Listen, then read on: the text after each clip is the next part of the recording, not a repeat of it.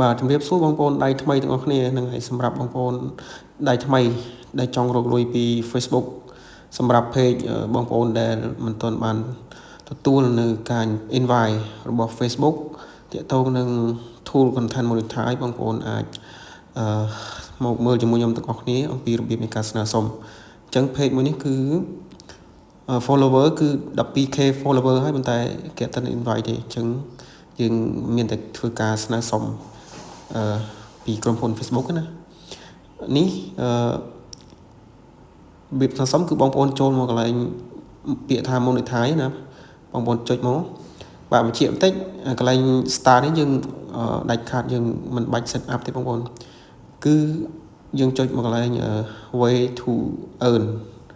អញ្ចឹងបងប្អូនឃើញនេះទម្រង់ content monetize យើងចុចទៅលើពាក្យ content monetize ហ្នឹងមកតទៅទៀតបងប្អូនយើងនឹងឃើញទម្រង់បែបនេះបាទយើងលេខមកមើលខាងក្រោមគឺពាក្យថា submit interest បងប្អូនចុចលើនឹងមកចុចប៉ក់មកអូខេវាចេញជាទម្រង់ថ្មីមួយទៀតនេះខាងលើគេនេះបងប្អូន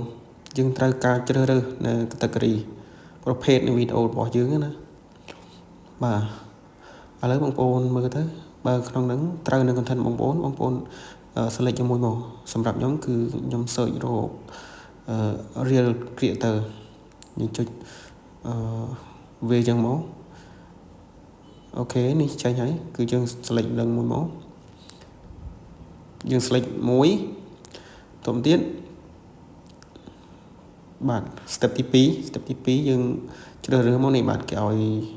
យើងជ្រើសរើសយើងដាក់ select ទាំង4ហ្នឹងមកតទៅទៀតយើងចុចដានបាទចូលមកដល់ទម្រង់ទី3យើងធ្វើការសរសេរអញ្ចឹងខ្ញុំបានត្រៀមរួចរាល់ហើយខ្ញុំ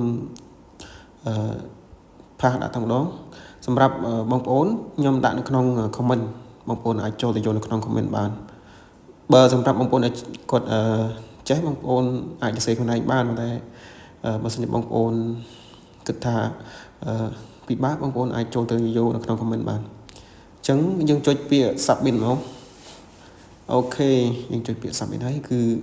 រួចរាល់ហើយបងប្អូនហ្នឹងហើយរួចរាល់ហើយអត់អីទេបងប្អូនអានេះគឺយើងអាចចូលទៅ update បានបើសិនយើងគិតថាវាអត់ទាន់គ្រប់គ្រាន់ណា